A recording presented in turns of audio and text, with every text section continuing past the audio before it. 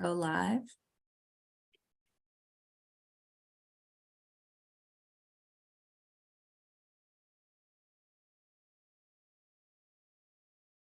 Welcome, everyone. We're so glad you joined us this Go evening. live. I hope Go I'm live. muted. Are you getting a feedback? Okay, I'm just You're making good, sure Victor. because I want to make sure I'm not feedbacking. Good. Um, so I'd like to welcome everyone. We're so glad you joined us this Go evening. live. Yeah, that's what I was afraid of. Go live. Are you getting a feedback?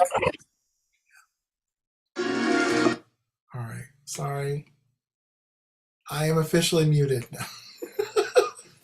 Great. All right, let's start again.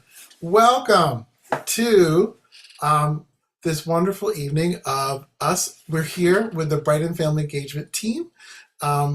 We are an organization that helps people, especially young people, with mental health and schools.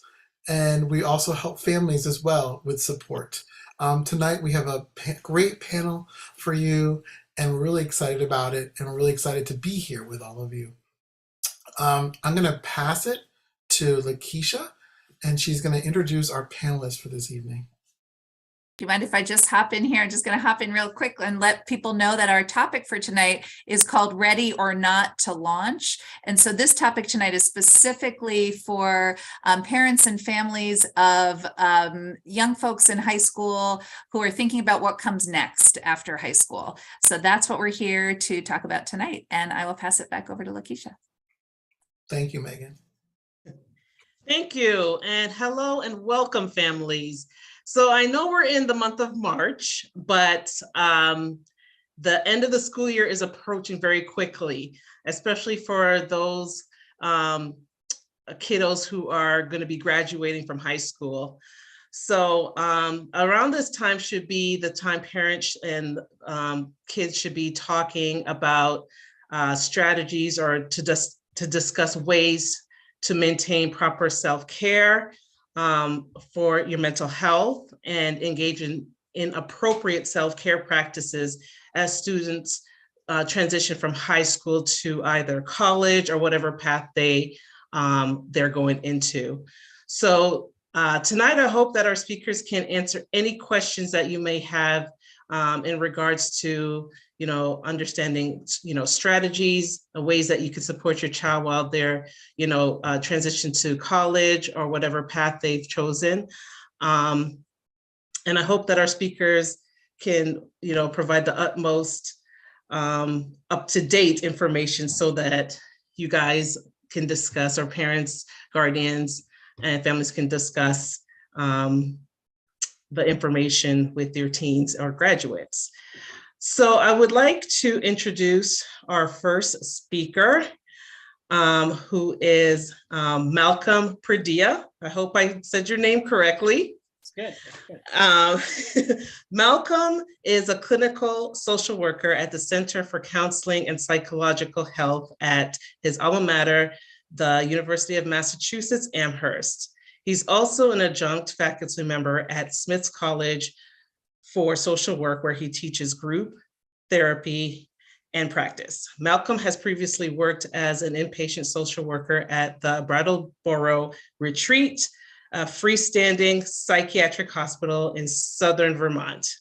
He has experience in public school setting, which includes leading a specialized transition program for students returning from school, from therapeutic programs, and out of district placements. Malcolm's approach to individual group practice is psychodynamic and committed to dismantling systems of oppression to minimize suffering and enhance the opportunity toward wellness. Malcolm, the floor is yours. Thank you so much. I'm really glad to be here, and hopefully I can help families and students feel a little bit more prepared, a little bit more ready to transition to college if that's what your family and your student decides. And part of the transition to college is really sort of looking after our mental health for the family and for the students. And so none of what I'll say this may be anything new, but it might feel nice to hear again. So one thing that feels important to say to families and to students is that you actually really know each other. You know your student. And so even if you come to this and you hear people talk on a panel, or you talk to other families, I wouldn't underestimate or distrust what you know about your student, and specifically what you know about how they transition. And sometimes it could be really valuable to talk about that out loud, even though we're in March, to anticipate if they're going to school, to sort of speak like, how do you imagine that transition will go? And how do you see the ways that you already manage transitions? Do I get stressed and kind of withdraw? Do I get sort of optimistic and maybe sometimes a little bit detached from a reality? No judgment, but just trying to see where you fall on the spectrum. And you might invite your student to tell you how they imagine you handle transitions, that maybe you become really, maybe I'm speaking about my own mom, but maybe you become sort of micromanagey, or you really go all the way in, or you want to solve the problem for me. Again, none of that has to have any judgment, but it could be really good. And I think what's most important to me is just to emphasize how you do know each other, you do know how you transition, and you can plan based on all the transitions that families and students have already been through, big and small. The other thing I think that's important is really managing expectations. And I don't think we have to be a downer about it, but I think so much of transitioning to college is really glorified. It's supposed to be the best 4 years of your life, and it's not that way for everyone. And the first year is really hard for lots of people for good reasons. And likely most students nowadays are really living a lot of their life on social media. And so part of that is to really suggest that I'm having a great time at my college. I don't think we can convince students all the time that that's probably not real. But I think what we can do is kind of support the emotion that comes behind it. So that my second point is, so first point is maybe trusting that you know how y'all do transitions, and to have an explicit conversation to anticipate that. And then the second point is to have open communication about what to do when I feel this particular way. What might I need from my family? And you might have similar ideas about that or different. Yeah, so I think that those are two really important things for families to consider. I'll say, maybe it's helpful for me to speak about, I wouldn't call them necessarily mistakes, but things to think about or maybe work to minimize. I think for some families, especially families that have folks that are managing their wellness and their mental health, it could feel a time where students, I've noticed, want to sort of really start fresh. Nothing wrong with that. But sometimes some significant changes are made. So I sometimes see students that might choose to stop medication for a mental health related issue right before school. And that's totally the family's choice. No one has to stay on meds if they're ready to come up. And it's one other transition to happen. And so it might be that y'all wait till the first weekend in October when they come home, or you delay it, or you start it a little bit sooner to see how you respond. So I think big changes that can be delayed related to mental health are great. I think if you have a therapist and you have a community, or you have a psychiatrist, or you have your network that's still available to you, no reason to get rid of it right before school. It's still valuable, especially with things being telehealth. There's just greater access than there has been before. So I think those are two things to think about, maybe being intentional about. And then, yeah, I mean, ways to manage your mental health at school, no right way to do it, but some things that I think parents can think about in particular, who are the stakeholders that I might want to know. And so I think a lot of colleges, you might really want to have connections, or at least go to people's web pages. Think about the departments like residential life. Many of your students might choose to live on campus. It's good to know what kind of community building they do, what are their policies, what are their resources. I think a Dean of Students office can be another branch of school that can be supportive. Certainly counseling center is great. Every counseling center is different, and you want to check to see, is counseling free? Does it get billed to my insurance? Is there a certain amount of sessions that are already paid by the health fee? Things like that to clarify what is the sort of program. At UMass, we do brief and intermittent therapy, which tends to be the model of bigger schools, but certainly smaller schools are able to see students with greater frequency. And I think I'm probably maybe almost out of time. I didn't actually check. So I'm mindful of that. But the last thing I'll say is the Dean of Students, Res Life Center, Counseling Center could be good. And then certainly the office of, at our school, it's an imperfect name, it's Disability Services. But really, I think one way to think about it is like an accommodation office. So if your student has an IEP or a 504, sometimes that's really a fluid transition that public schools at least will try to guide you with. But if your student doesn't have an IEP or doesn't have a different accommodation, it doesn't mean they can't have access to one. The way that our learning is structured, you don't need me to tell you, is not one size fits all. So we really want to talk about like, how can my student get what they need to accommodate the way that they learn? So that's another office to think about. Yeah. Thank you so much, Malcolm. Thank you so very much. And just for the folks who are watching, I'm going to pass it over to Lakeisha to introduce our next panelist, but feel free to drop questions in the chat in that YouTube Live after each panelist has spoken. Then we'll have a conversation together and you can ask any questions you have, and we'll be in a back and forth with the panelists. But I will pass it back over to Lakeisha to introduce our next panelist. Thank you, Megan. So our second panelist is Angie Flynn. Angie has been a school Angie has been in the school counseling field for over 20 years. Currently, she is a director of student counseling at Shrewsbury High School. She holds a master's degree from Boston College in counseling and psychology and earned her education leadership license from Northeastern University. She has taught several school counseling graduate courses over the years and supervises school counseling interns. Angie, the floor is yours. All right. Well, thank you so much. Thank you for including me tonight. The one thing that I think is the most important thing to stress to parents and students is that this is your own individual path and your own individual journey. I think that, there is a lot of comparison out there, especially with social media. Students get online and they talk about, the big name colleges they're going to, and it can, that can feel different for different students. And I think that the 4-year college path is not for everyone. And I think that it's hard because society or even the high school culture is not always saying that. So I'm going to go briefly over some other options that are available to students who aren't considering the 4-year college path, at least maybe not right away, right when they graduate high school. So, there's always students who can go right to work. That's an option.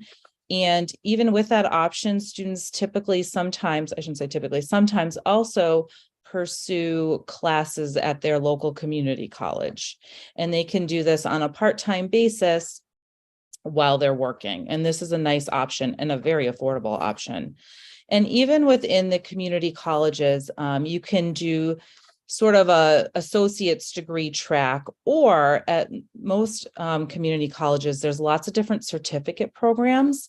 So whether you want to be doing like a nursing assistant, or you want to do hospitality management and get a certificate program in that.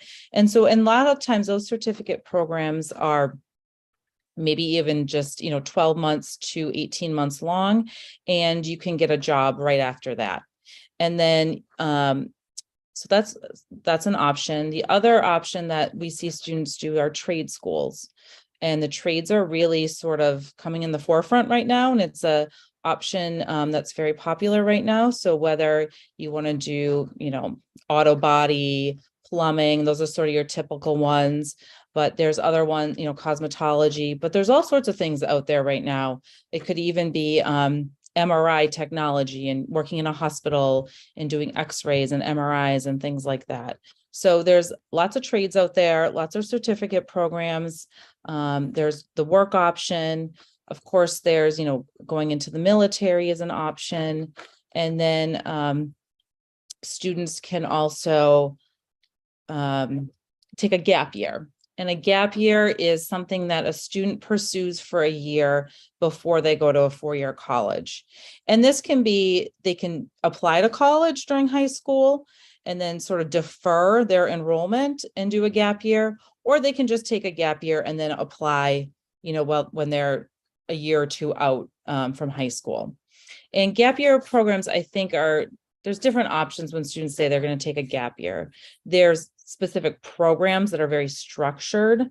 One that, is City Year, for instance, and students can go travel and work in underrepresented communities. Or a gap year can be something that you put together yourself and you go do for a year. The one thing that I think is important, if any student is doing a gap year, is to really think about, is it meaningful? And what are you doing with your time? And are you, what are you doing in your community or with the greater society? So just some questions to think about. I know a lot of students stress out because they don't know what they want to do when they graduate. And so I'm just going to give a couple sort of tips or strategies students can do to kind of think, okay, what can I do?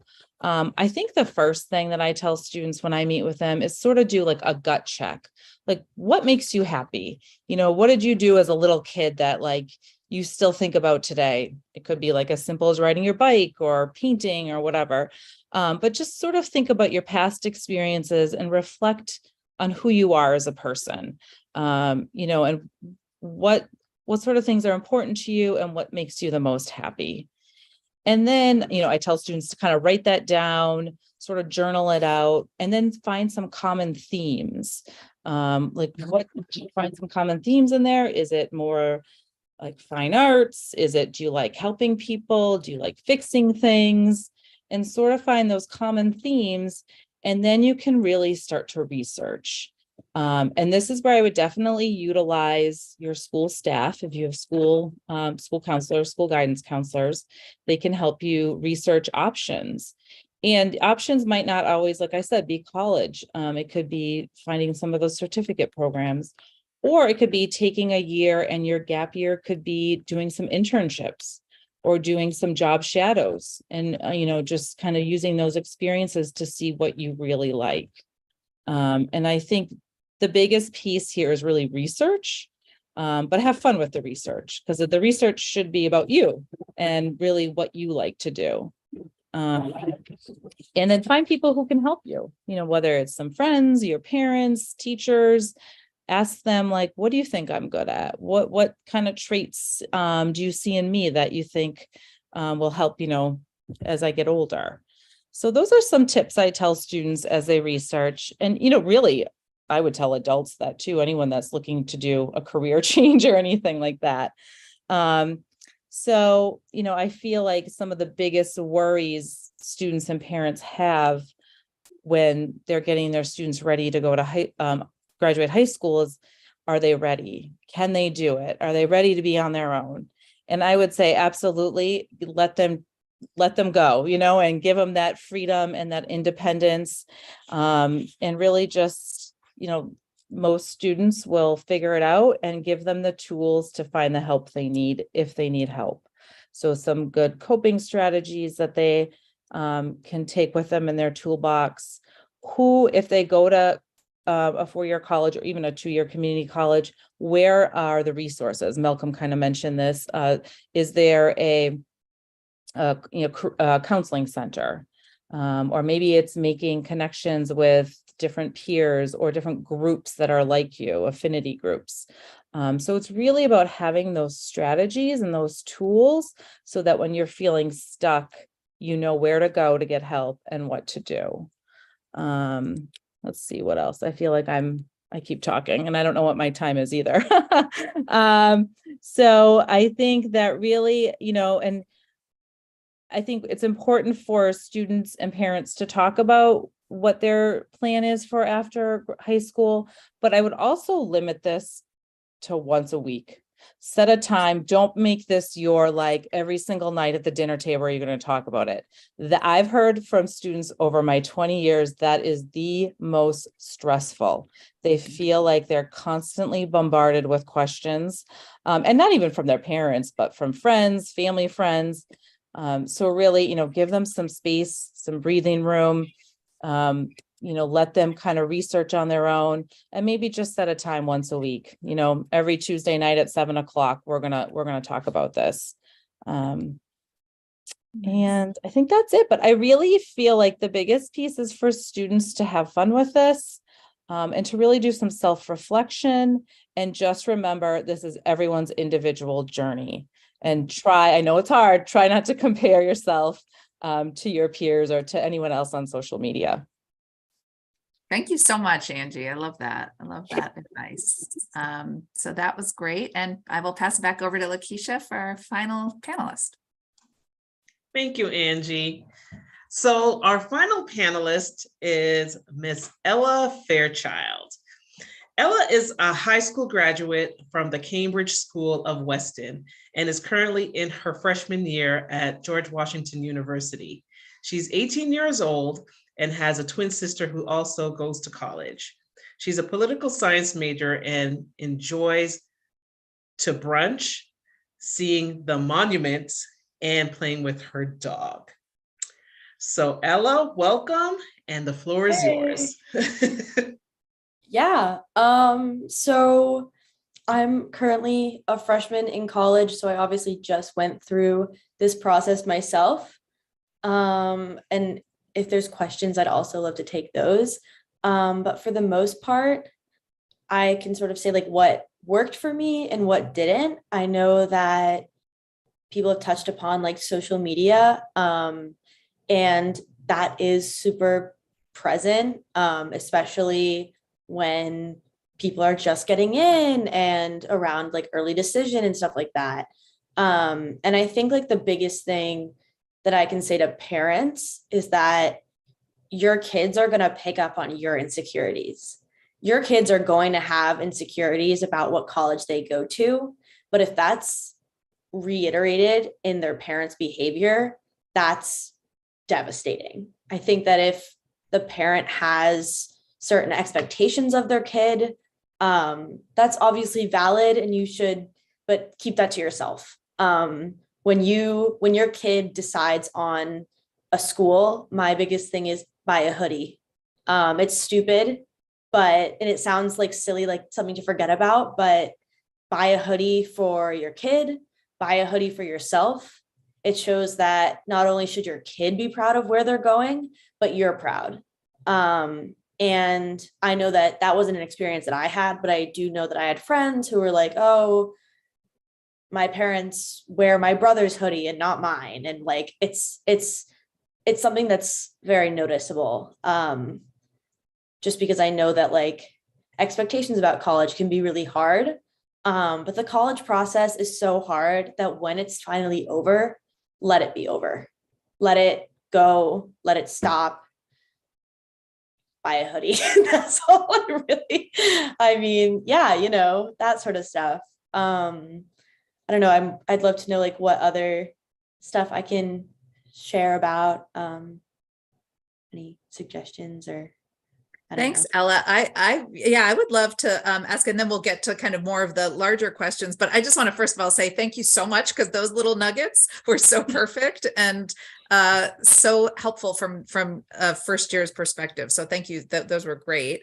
And I guess if you wouldn't mind, like if you would be able to speak a little bit to like anything that you thought about before going to college to set yourself up in the best possible way that you could around like what were the supports you imagined you might need around your health, wellness, like on all realms, like what kinds of thinking did you do before that? Or was there anything that you thought that would be helpful for you to set up in advance or to think about in advance or anything like that?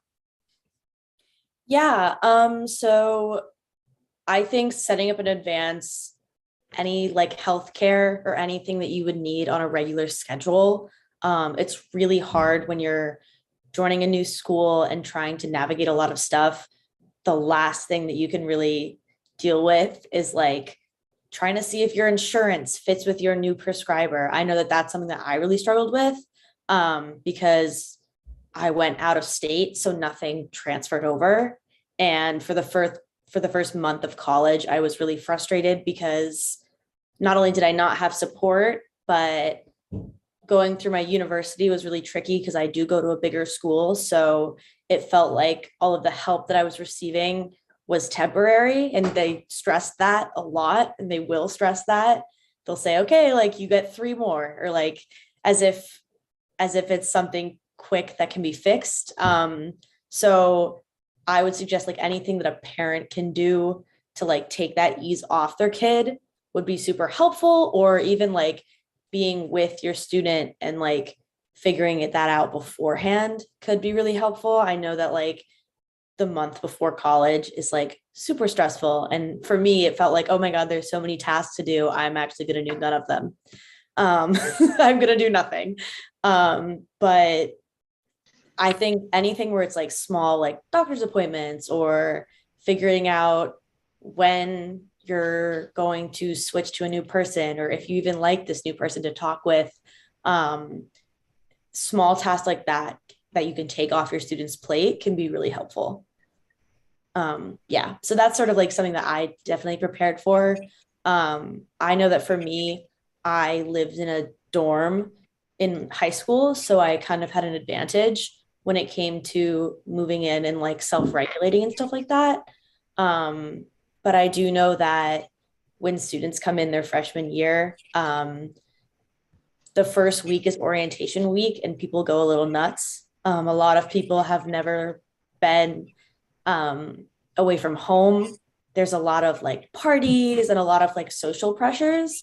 And it's totally normal to not have that be your normal weekend.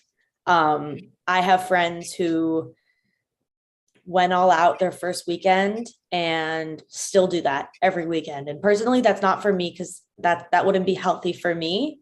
I can say I went to a party the first weekend and I can't say I've been back. I don't know, like it's just not for me.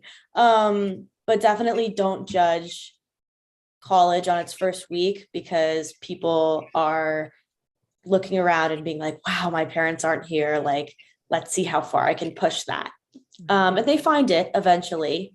It's my second semester in college and they found how far they can push that, but it takes some time. So it can be a little much for sure.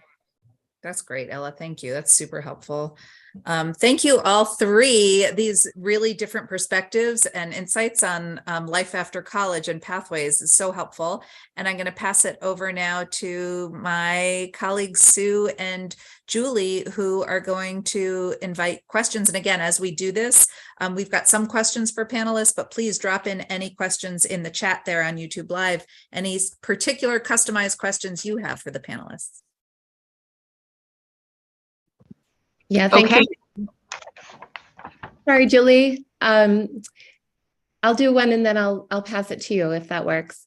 This is really, I guess, for Malcolm and Ella. I'd like to hear from you too, if you could chime in. I think your firsthand experience is really valuable. I have 2 questions. Is sort of thinking about the normal experience of a kid adjusting to school and being away at college, and versus what is more significant depression and anxiety. What are some things that families and kids can look out for when they go to school to determine, what sort of a normal adjustment period, when should they seek some support? And then also part 2 of that is, how does a college know if a student is struggling? Ella, do you want to go first? I feel like you're saturated in it. No, want me to go first? I can go first. So for me personally, I struggle with transitions, so I knew it was going to be hard. So I sought support before, because I struggle with mental health, but I knew that the transition was definitely going to be hard for me. And so I never really had a moment where I was like, oh, I need help, because I already had help. I had that like in place for me. I know for me, when it comes to like the university noticing, they won't if it's a big school. And that sounds really hard, because I came from a tiny high school where like if I was absent from a class, I would get a personal email saying like, hey, how are you? Are you okay? That's not the case now. So it sort of depends on the university that you go to. I know my sister goes to a smaller university, and her professors email her when she's out or when she's feeling off. So yeah, I don't know. It kind of varies. I don't really have like a good specific signs. I do know that like I personally have had a hard time this semester, but I don't want to transfer. And I think that struggling should be okay. I think that it can be really hard to not give it a good shot. I know that I go to my university for a very specific reason. I'm a political science major. I wanted to go to DC. And so I knew I was going to a big school at that cost. But my parents keep on being like, oh my gosh, like, do you want to transfer? Are you okay? And I was like, I am okay, but I need to be able to struggle. And so that's kind of all I know from my perspective, but I'd love to hear other perspectives. Yeah, I think a lot of what you say, Ella, resonates with me. I'll say that again, I think that this has been emphasized, and Angie sort of said not to compare yourself in the process of what's next. And I think that it makes sense to not compare yourself, although it's really hard in terms of what your experience is. So I don't think there's like, if you're struggling after 3 months, maybe seek help, or if you're, after a semester. I think it really comes down to staying in touch with your student, knowing a little bit about how your student responds to stress and transitions, and maybe asking the question of like, are you getting everything you need right now? If you're not, that's okay. What could we work to get? And if not, how much are you suffering? Like, what's your threshold in any given moment? There's really no function to, especially because college is expensive and there are resources, there's full-time staff. So if you're suffering in one part, it's good to ask for help. And not every student's good at asking for help, and not every family is good at asking for help, but kind of going in with that mindset that actually this is the price of admission, that I might feel a little upset. It might be for a semester, it might be for 2 weeks, it might be for the whole year, depending on what I know about myself and transitions. But really paying attention to like, what's your limit? Am I at my limit? If I am, or if I'm getting close, where can I ask for help? So that being said, sometimes people like the juicy answer, just give us the timeline. So that's my real answer. But I will say a lot of what, in my personal experience, I see first semesters as really challenging, really into the spring. It takes a long time to get used to a routine, to live independently, to make friends, to embrace the rigor of college. That takes a long time. I think if we think of ourselves as adults, if we have to go to a new job in a new state with new coworkers and new I'm not going to be able to do that for months. And especially if I don't have, the routine that kind of lifts me up. So I think a lot of people face some stress in the first semester and even into the second semester. And coming home, if that's an option for your family student, coming home around Indigenous Peoples Day or Thanksgiving, those are good opportunities to have, not for the whole vacation, but like for Tuesdays at 7 p.m., have a conversation about what has it been like? What do you need to go back and feel okay? So blah, blah, blah, that. And then I will say colleges, Ella's right, a big school, it's hard to not be a number and without being all, too gloom and doom about it. I do think that there are some contingencies to help parents look after their kid. After all, I mean, it's a huge thing to be away from your child. So I think Res Life at most universities have residential assistants, and it's not a perfect thing, but I think that's a marker where a lot of resident assistants are getting training to notice behaviors that might be concerning and how they can reach out to students, but also how they can bring in service or support. I think at least our university, professors and instructors are getting some training around how to integrate mental health awareness and support into curriculum, but also how they can be sort of first responders when they notice something that's not sitting right, something concerning written in an assignment or person not showing up to class. And then largely, I think universities, especially big ones, are moving to having like something called a care team, which has people from multiple disciplines. And so as students kind of do get on the radar, there are case managers and kind of a response team to tend to those students that might be facing things more acutely. But again, I think the best thing that we can do is, if as a family, is be connected to your student and help them realize when they've met their threshold, and then encourage them to get the support academically or socially or emotionally. Thank you. I'm wondering, and maybe I'd love all three of you to answer this question. Maybe start with Angie, and then we'll work back towards Ella. So Angie, Malcolm, Ella. And the question is, what do you think are the bare minimum skills a student needs to be able to be independent enough to succeed in college? Ooh, that's a great question. I would call them the soft skills.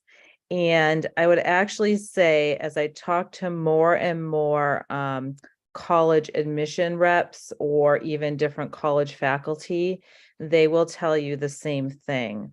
They want students who are able to communicate well, whether that's, knowing how to write an email, a proper email, without like the texting lingo in the email, knowing how to seek help, knowing time management is huge. I think students really need to know how to manage their time. High school is very structured, where a college day is very unstructured. You may only have 1 or 2 classes a day, and then you have all this free time in between. And so how do you manage that, either with studying or working? So communication, time management, self-awareness, in sort of just the basics of executive functioning skills, keeping yourself on track, whether that's having an old school planner, putting a calendar in your phone, making sure you're, going to all your appointments if you have appointments, or meetings with professors, whatever that is. So like I said, it's sort of the soft skills that'll get you through all of that.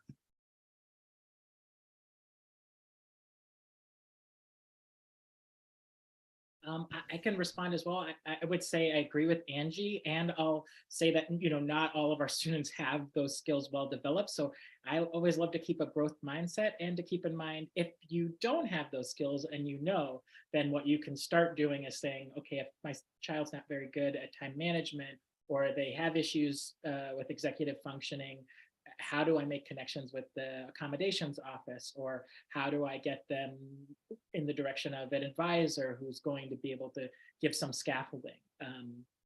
Certainly, I mean, I'd be remiss if we didn't talk about the pandemic. I think some of those soft skills, no fault of anyone, are lost because life changed for so many, so significantly for 3 years. So encouraging your student to ask for help and knowing where they feel stuck.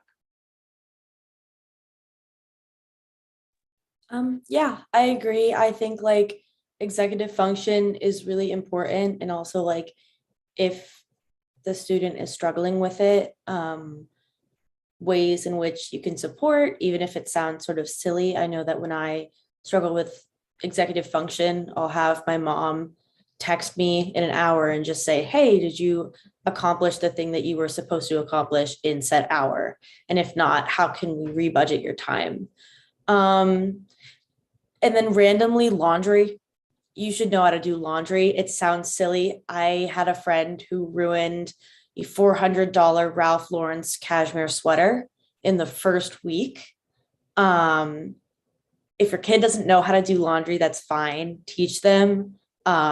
If they're struggling with what stuff should be going in laundry versus not, don't buy them stuff that can't be in the dryer. That's all. I love that. I just want to add, I'm a parent of a college student as well. And I think that is so right on. I feel like that those like kind of the self, like the truly caring basics for yourself, like that is exactly, that makes so much sense to me. And also, and I think many of you spoke to this, but that like help seeking, like how do you literally ask for help? So how do you find the person you need, but also how do you literally ask, like, do you have an office hour, or when can I stop by? Like just those practicing, I think those basic things, whether it's like a professor for extra help, or the library extra help, or counseling center, or whatever these things are. I think that's a good thing too, in my mind. I think that's so important. I know a couple of years ago, we as a family engagement team had talked to a college consultant, and the laundry was one of the first things that he talked about. Can your child do their own laundry? Can they cook a meal?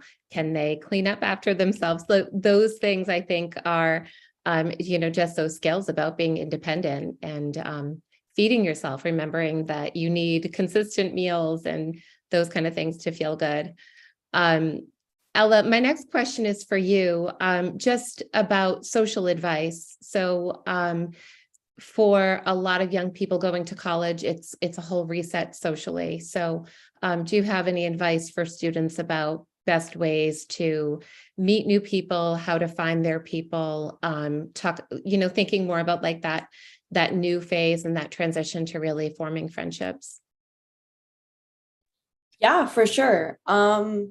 To be transparent, I finally found my people in high school by the last year after being done with COVID almost, and I had zero interest in starting over. I was like, this is stupid. I have friends. Why would I want to make more? But college, you have to. And so I think the thing for me is you're going to have your first month of college friends. They're good. Everybody wants to be friends in the first month of college because nobody really knows anyone. So those are fine and that's normal. But you don't have to stick with them in any means. They might not stick with you. Obviously, if you click, that's awesome. But mostly those friends they're the people who are living next to you. They're out of convenience and not because you guys have a really tight bond. But I also think like giving yourself time to solidify bonds is really important. I make friends slowly. And when I have a friend, I have them for as long as I can because I try to pick them out very carefully, but it's also okay to not do it that way and, jump headfirst into the deep end with a friend and figure out that, oh my gosh, we don't have anything in common. So yeah, I don't know. I mean, I just recently found friends by just reaching out to people on my floor who I always kind of thought we had similar vibes, and I didn't have anyone to go with to this like school dance situation that I really wanted to go to. And I noticed that my friends of convenience didn't find that sort of thing interesting. And I was like, that's weird because this is something I would think is really fun. So I found out that these people who also live on my floor wanted to go, and I asked if I could tag along, and I was terrified. And they said, yes, of course. And by the way, we're going to go out to a Mexican place. Like we're going to go take photos.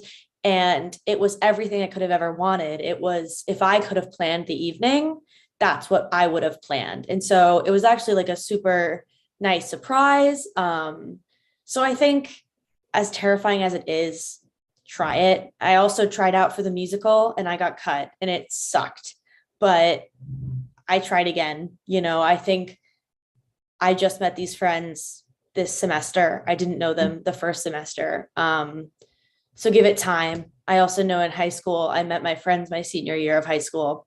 So it can be, I don't really think a timeline is necessary. Just know that eventually you will find your people and do what you can in the meantime. Yeah, I don't know. That's awesome advice.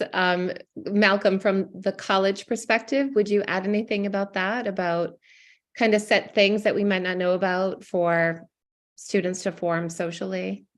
Yeah, I mean, I that was what Ella described as similar to my experience, even though I've been out of college a long way. So I think it does take a little bit of courage to step outside of your comfort zone and to work up, and a little bit of managing expectations that the friends you meet in the first month might not be your friends forever. They could be, and some willingness and grace involved in that. But I will say that, like, for me, to be transparent, college that's their bread and butter. They want to if we think about it really cynically, it's to the benefit of the college for students to be well. It's to the benefit of the college for students to stay and complete their degree. So a lot of emphasis, or at least my experience, is a lot of emphasis placed on community. And just when we think about our mental health, the healing power, as cliche as it is connection. So it might mean you don't really have to be looking out for it. It's going to be saturated in the first week, second week, first month, second month. Things tend to dwindle down. So it requires your student to be more intentional, around November, October, November. But in those first 2 months, just sort of thinking about what interests you, like what Sue was saying, what made you laugh as a kid or have fun. Find that registered student group, or go to that flyer, or talk to that neighbor. These sound like simple things, but I think it's also important to think about, no shade to Gen Z, but that's not necessarily the way that they have learned to connect. I think a lot of it happens virtually. So one thing to think about is like, okay, before you go to school, who are you going to follow on TikTok and Instagram that's related to the college? What groups or what sort of interests? That's also another way to dip your toe into the water, so to speak. But I definitely think what was already said was really valuable and probably true for a lot of students. Thank you. I'm curious about the process of moving. Let's say your child has a 504 in high school, and and Malcolm, maybe Angie can answer to this, and I don't know if Ella can speak to it, but what is that process for families to help that student have that 504 in college? Maybe they have a mental health condition and they've got med management. ADHD is one that I see a lot of, or diabetes. How do colleges deal with those 504s, and how do families or parents or kids get that transferred and seen by teachers? How does the college work with that? I can speak a little bit, and then Malcolm, feel free to jump in. So students in high school who have a 504 plan, we do let parents know that a 504 plan is a building-based plan, so that the accommodations on there is for the building setting that you are in. So many times the accommodations would work at a high school, but not necessarily transfer over to the college. However, that being said, I always tell parents it's really important to bring that 504 to the college, to the academic support services, or whatever it's called there, and show them the 504, because it's important for them to know the diagnoses on the 504, and also look at the accommodations, and maybe there are some that'll work for the college setting, or maybe they'll have experience saying, oh no, this worked in high school, but here's what can work for you now in this setting. So I find it really important that families know that a 504 isn't going to just automatically transfer to a college. However, it is important for the college to see the 504, and they will work with you. They want you to succeed, and they want to help you, and they will give accommodations to best fit for you. Thank you. And Malcolm, did you want to add anything to that? No, I think that's a really good answer.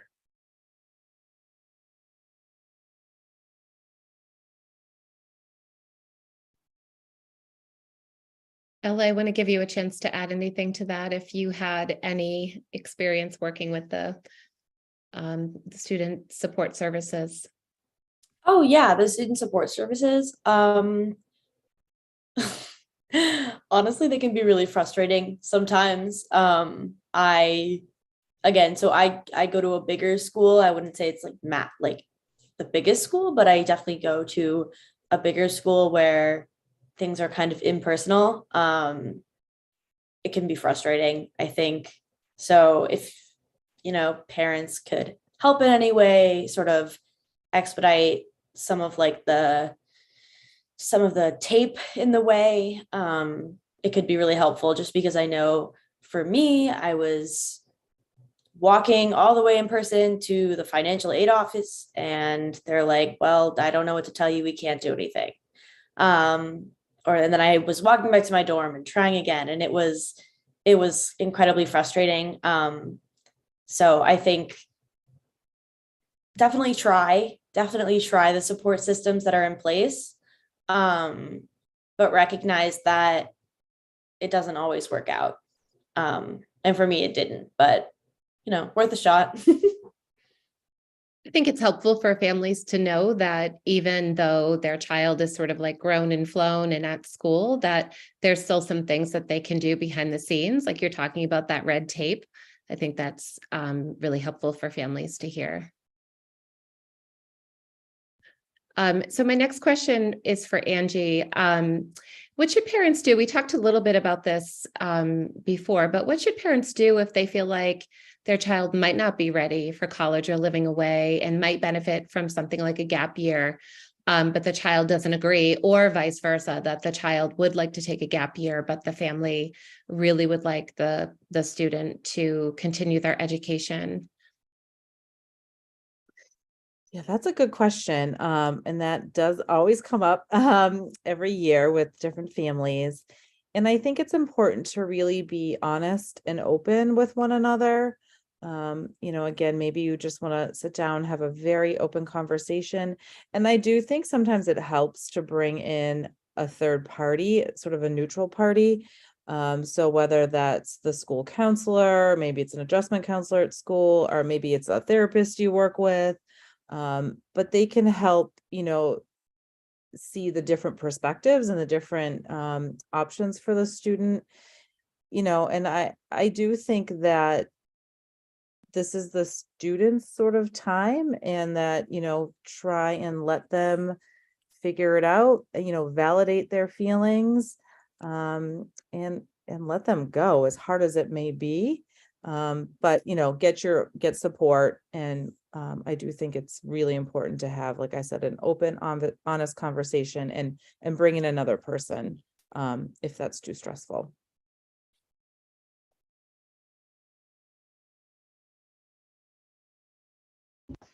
Okay. So Ella, I'm wondering if, and I feel like you might have touched on this, so you can correct me if I'm wrong, but how do you deal personally with academic or social pressure at college?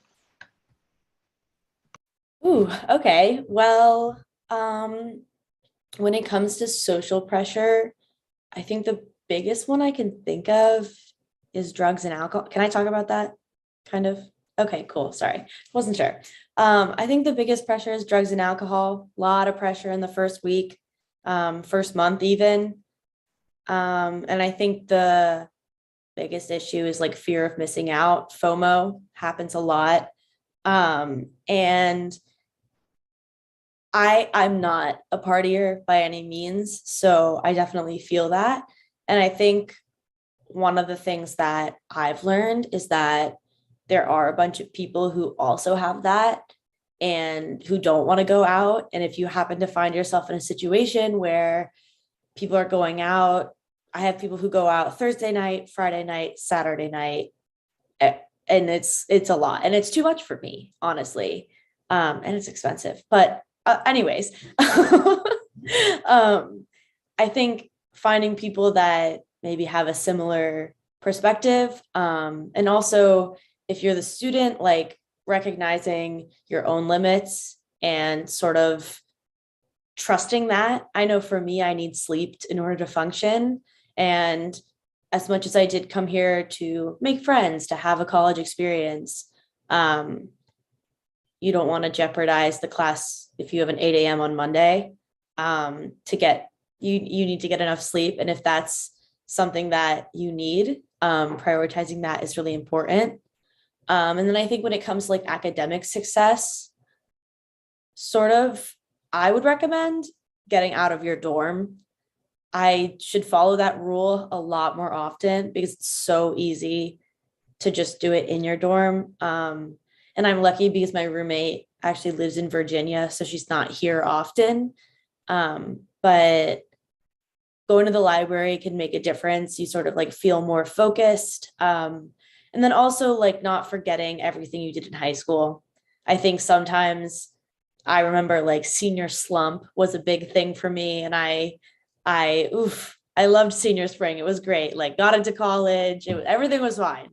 But I think sometimes people come to college and they forget how they got here. They're like, oh, like what was my strategies that I did a year ago that brought me to the success that I'm here today? And so just remember like what works for you, what doesn't work for you, and continue that behavior. I don't know, for FOMO, I like to say that I have like ROMO, which is like relief of missing out. It's dumb, but I love it. Because I hear like dumb things happen and I was like, whew, miss that, like great. So that's like one thing that I remember is like, you know, like as much as you might fear that you're missing out, like, I don't know, like maybe it's a good thing you missed it. Like you also like never know the bad stuff. So I like the relief of missing out. I think that's some amazing advice. I kind of want to follow up with that. Do you find that, or do you think that parents can do anything to kind of prep their kids for those pressures of, you know, staying academically successful and dealing with all that social, you know, scene?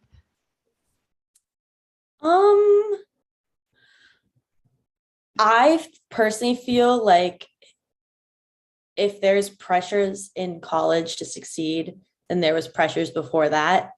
Then you've been having that pressure since high school, whether that be coming from parents, the people around you, from yourself. They're still present once you're in college.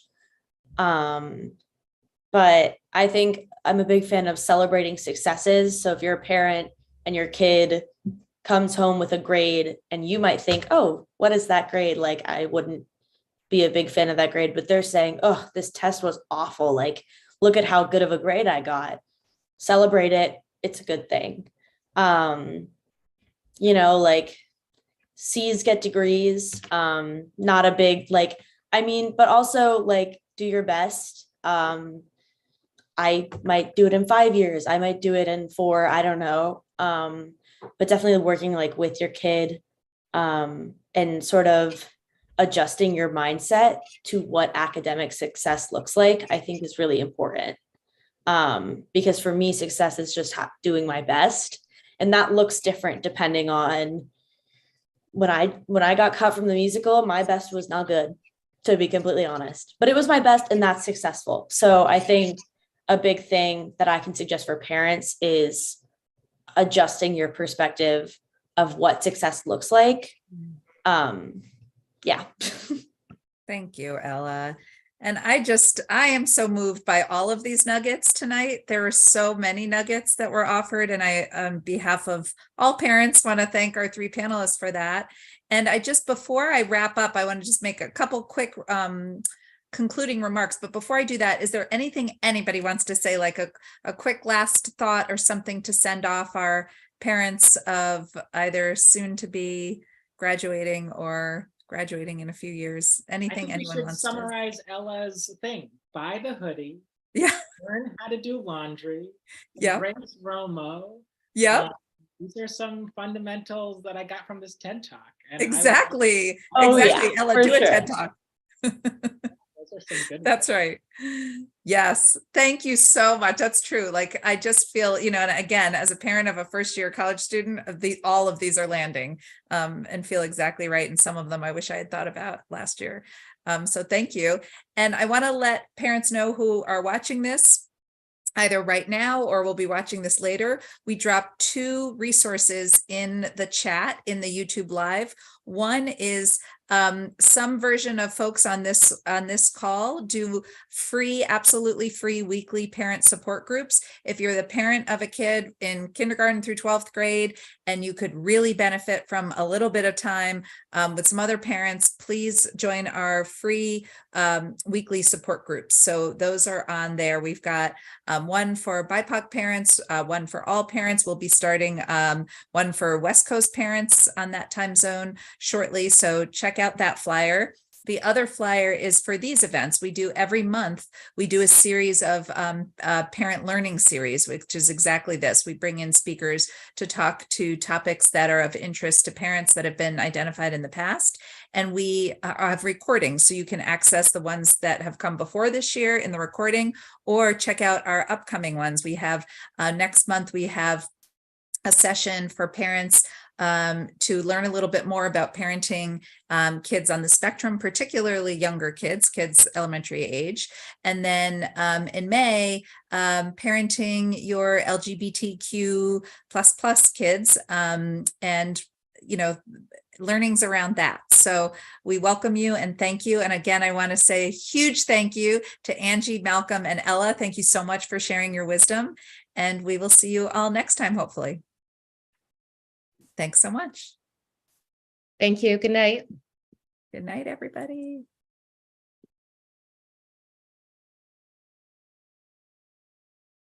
Okay, I just ended the stream.